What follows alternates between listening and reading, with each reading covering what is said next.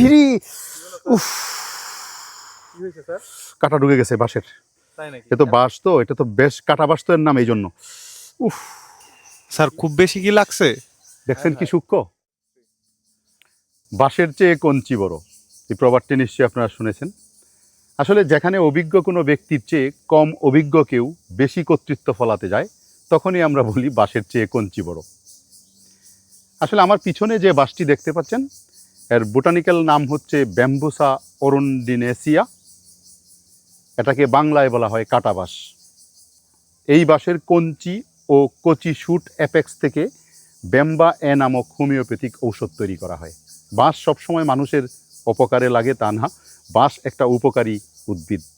যদিও আমরা বাঁশের অনেক দুর্নাম করে থাকি, নেতিবাচক কথা বলে থাকি। হোমিওপ্যাথিক মতে হাড় ও জয়েন্টের সমস্যা, বিশেষ করে দুর্বলতা বা ব্যথা, ক্যালসিয়াম মেটাবলিজম সংক্রান্ত সমস্যা দূর করতে, নখ বা চুল পড়া, কিছু ক্ষেত্রে নারীদের হরমোনজনিত সমস্যায় এই যে বাঁশ থেকে তৈরি ঔষধ ব্যাম্বা এ ব্যবহার করা হয়। তবে ব্যাম্বা এ একটা হোমিওপ্যাথিক ঔষধ, এটা হোমিওপ্যাথিক ডাক্তার যারা আছেন তারাই প্রেসক্রাইব করতে পারবেন।